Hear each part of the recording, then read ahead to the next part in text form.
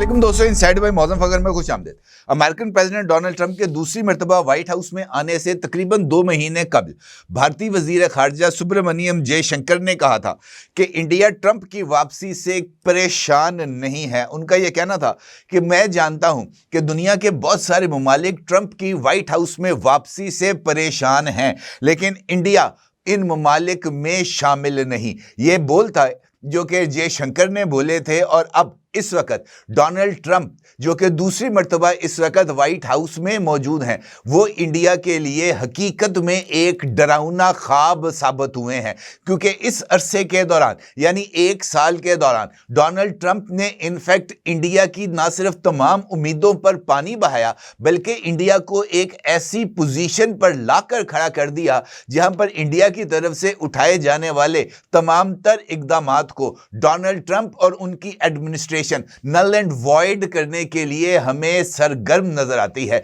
इसकी ताजा तरीन मिसाल यूरोपीय यूनियन की तरफ से इंडिया के साथ होने वाली एक डील है, जिसको मदर ऑफ ऑल डील्स कहा गया है, जिसके तहत इंडिया और यूरोपीय यूनियन मुश्तरका तौर पर एक मुआहदा करेंगे और यूरोपीय यूनियन अपने ममालिक की मंडियों को इंडिया के लिए और इंडिया की मंडियां यूरोपीय यूनियन के लिए खोल दी जाएंगी। इस हवाले से ऑलरेडी ही इंडिया और यूरोपीय यूनियन के दरमियान बहुत सारे मामलात पर इत्तफाक राय पाया गया है, लेकिन अमेरिकी वजीर खारजा ने एक बयान देकर इनफैक्ट इस मदर ऑफ ऑल डील्स को भी न्यूट्रलाइज करके रख दिया और उन्होंने यूरोपीय यूनियन को वाज़ेह तौर पर यह पैगाम दिया कि इंडिया के साथ डील एब्सोल्युटली नॉट। और उनकी तरफ से यह बयान अमेरिकन चैनल्स के ऊपर नशर किया गया है, जहां अमेरिकी वजीर खजाना वाज़ेह तौर पर यह कहते हुए सुने और देखे जा सकते हैं कि इंडिया ने अमेरिकी तवक्कुआत के बरखिलाफ इकदामात किए हैं। उनका यह कहना था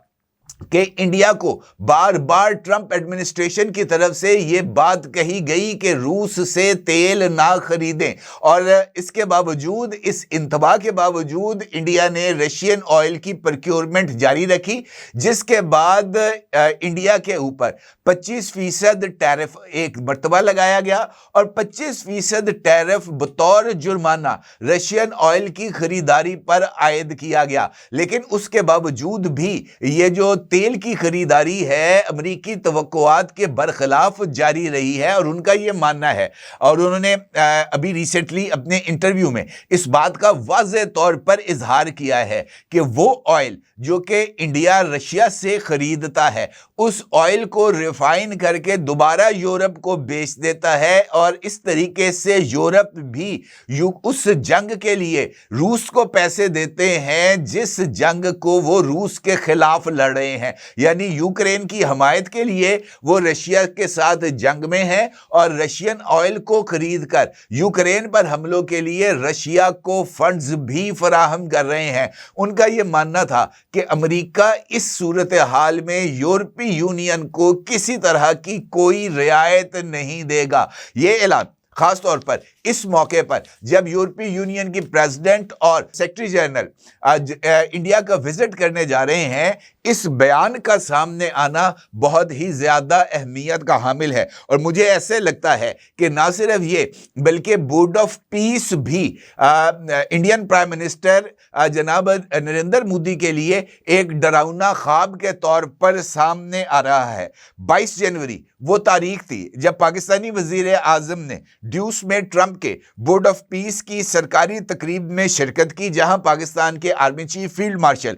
सैयद आसिम मुनीर भी मौजूद थे। गजा की तामीर नौ के लिए बनाए गए इस बोर्ड में शमूलियत के मौके पर शहबाज शरीफ और डोनाल्ड ट्रंप ने एक साथ दस्तखत किए, तो इस दौरान दोनों की गर्मजोशी की तस्वीर वायरल हो गई। और खास तौर पर वो इशारा जिसके बारे में ये बात सामने आई कि डोनाल्ड ट्रंप ने दस्तखतों की इस तकरीब में अपने पहलू में बैठे शहबाज शरीफ से पूछा कि मेरे फेवरेट फील्ड मार्शल कहाँ हैं, जिस पर शहबाज शरीफ ने हॉल में मौजूद फील्ड मार्शल सैयद आसिम मुनीर की तरफ इशारा करते हुए ट्रंप को बताया कि वो वहां बैठे हुए हैं और डोनाल्ड ट्रंप ने उनको देखकर वेव भी किया और फिर मुस्कुराहटों का तबादला भी हुआ। ये तस्वीर भी और ये मनाजर भी इनफैक्ट बहुत ही ज्यादा वायरल हो गए। अब अगर हम देखें तो एक साल के दौरान इंडिया और अमेरिका के ताल्लुकात कशीदा हैं और इस कशीदगी के अंदर बोर्ड ऑफ पीस में भारतीय वजीर आजम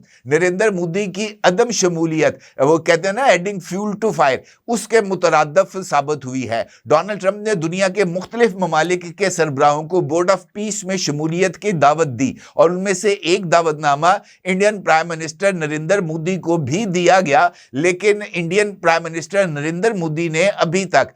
इस दावतनामे को कबूल करने या मुस्तरद करने के हवाले से किसी तरह का कोई सरकारी बयान जारी नहीं किया। और इसी दौरान पाकिस्तान ने नामुमकिन को मुमकिन कर दिखाया। एक जानिब तो वो बोर्ड ऑफ पीस में शामिल हो गए और उसके बाद बोर्ड ऑफ पीस के जो टर्म्स ऑफ रेफरेंसेस सामने आए या उसका जो चार्टर सामने आया तो उसमें इस बात की गुंजाइश रखी गई कि गजा के अलावा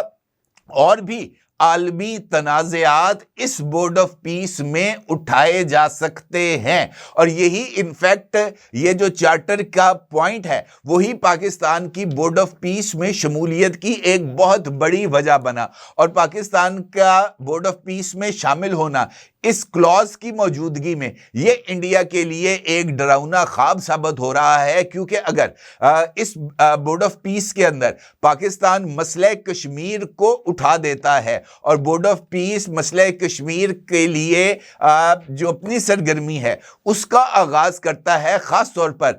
पाकिस्तान के साथ सऊदी अरेबिया और तुर्की ये भी पाकिस्तान के हम आवाज हो जाते हैं, तो ऐसी सूरत हाल में इंडिया के लिए एक और बहुत बड़ी दर्द सर डेवलप हो जाएगी। क्योंकि डोनाल्ड ट्रंप जिस तरीके से अपनी एडमिनिस्ट्रेशन चलाते हैं, जिस तरीके से वो गैर मुतवक्के फैसले करते हैं, जिस तरीके से वो अपनी ईगो को हर एक मामले पर बहुत ही ज्यादा ऊंचाई पर रखते हैं, तो ये मुसलसल तीसरा मौका होगा जब इंडिया की तरफ से डोनाल्ड ट्रंप की ईगो को हर्ट किया जाएगा। और ऐसी सूरत हाल में बोर्ड ऑफ पीस जिसने अगले 3 साल तक भी कायम रहना है, वहां पर मसला कश्मीर का सामने आना और मसला कश्मीर के लिए बोर्ड ऑफ पीस की तरफ से डोनाल्ड ट्रंप की सरबराही के अंदर मामले के हल के लिए सालिसी के अमल का आगाज करना, यह यकीनी तौर पर नरेंद्र मोदी सरकार के लिए किसी भी तौर पर काबिल कबूल नहीं होगी।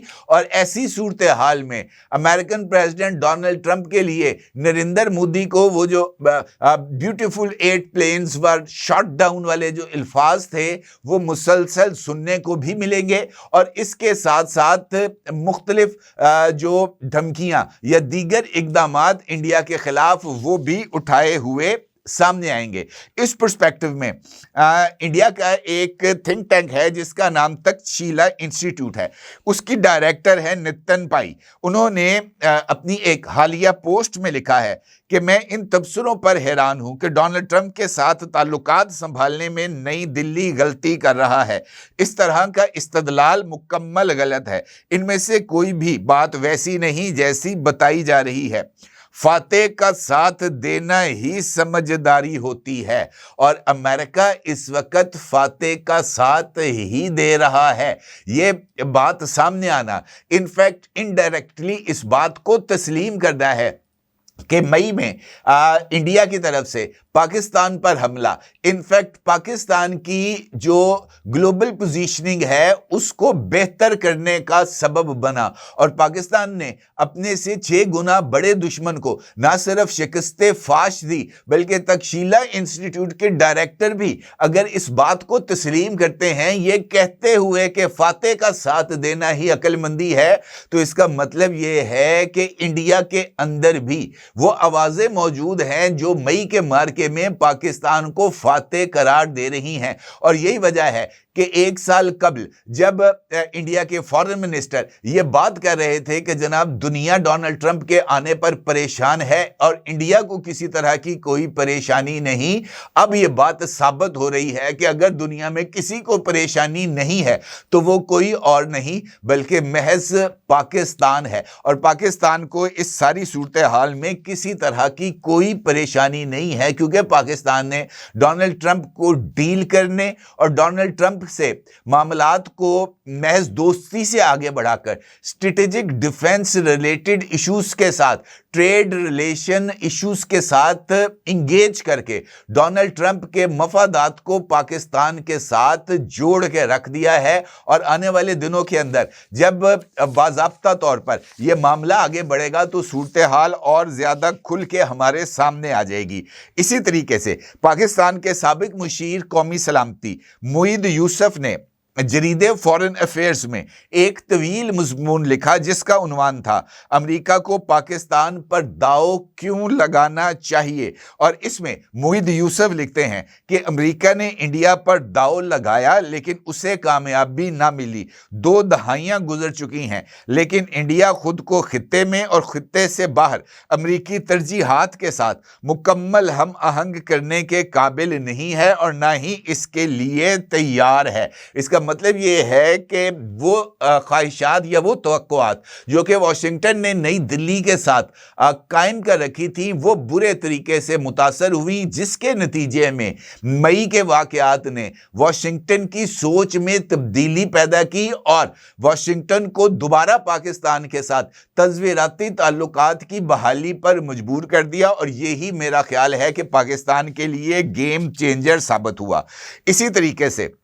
बैनुल अक़वामी अमूर के मारूफ जरीदे दी डिप्लोमेट के मुताबिक सन 2025 में इंडिया अमेरिका ताल्लुकात में कुछ ऐसा हुआ जिसके बारे में सोचा भी नहीं जा सकता था। वाशिंगटन के कुदरती शराकतदार समझे जाने वाले इंडिया पर 50% का सख्त महसूल लगा दिया गया। उसी वक्त पाकिस्तान ने व्हाइट हाउस में अमेरिका के नए पसंदीदा इत्तेहादी के तौर पर अपनी जगह बनाना शुरू की। इसकी शुरुआत तब हुई जब नई दिल्ली ने डोनाल्ड ट्रंप का यह दावा सरेआम मुस्तरद कर दिया कि मई 2025 में पाकिस्तान से तनाज़ा खत्म कराने में उन्होंने सालसी कराई थी। इसके बाद इंडिया अमेरिका ताल्लुकात पर ऐसी बर्फ पड़ी कि मुस्तकबिल करीब में जिसके पिघलने का इम्कान कम ही नजर आता है। ना तो क्वाड सरबरा इजलास हुआ और ना कोई ऐसा तिजारती मुआहदा जो इंतहाई ज्यादा महसूल के बोझ तले दबे इंडिया को सुख का सांस फराहम कर सके।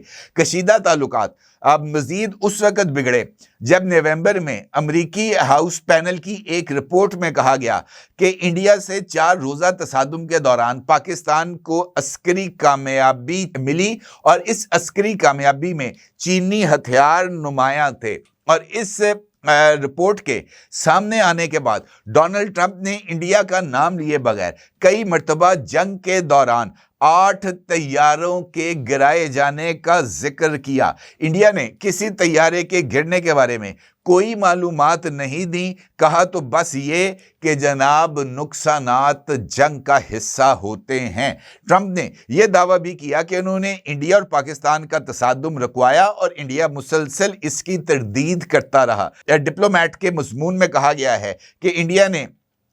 2025 के तनाज़े में ट्रंप की सालसी का दावा मुस्तरद करके उनकी सरेआम तौहीन की, जिसके बाद इंडिया अमेरिका ताल्लुकात सर्दमोरी का शिकार हुए और वहीं पाकिस्तान ने इस सर्दमोरी को अपने लिए एक बड़े मौके के तौर पर देखा। और इसके बाद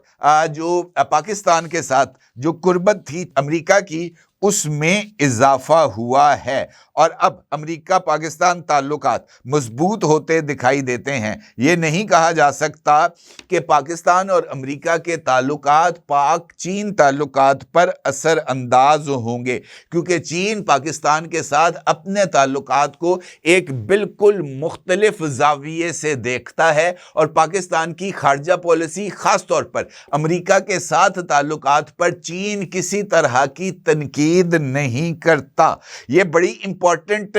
डेवलपमेंट है जिसका जिक्र दी डिप्लोमेट ने किया। एक तवील मजमून है जिसमें से ये चंद इंपॉर्टेंट पॉइंट्स मैंने आपके साथ शेयर किए हैं, और यही वजह है कि इस सारी सूरत हाल में ये बात वाज़े तौर पर नज़र आ रही है कि ना सिर्फ अमेरिका बल्कि मशरिक़ वुस्ता में भी पाकिस्तान की अहमियत में इजाफा हुआ है, और बोर्ड ऑफ पीस में पाकिस्तान की शमूलियत और मोदी का उसको नज़रअंदाज करना यह भी अमेरिका की नाराज़गी का सबब बन रहा है, जिसकी बुनियाद पर अमेरिकी वज़ीर ख़जाना ने यूरोपीय यूनियन और इंडिया के दरमियान मदर ऑफ ऑल डील्स के ऊपर भी तहफ़्फ़ुज़ात का इजहार करते हुए यूरोपीय यूनियन को तंबीह की है। और मेरा ख्याल यह है कि आने वाले दिनों में इस हवाले से और ज़्यादा सख्त रद्द अमल का सामना करना पड़ सकता है, और यही वो सूरत हाल है जो कि पाकिस्तान की जियोपॉलिटिकल और डिप्लोमेटिक प्रोफाइल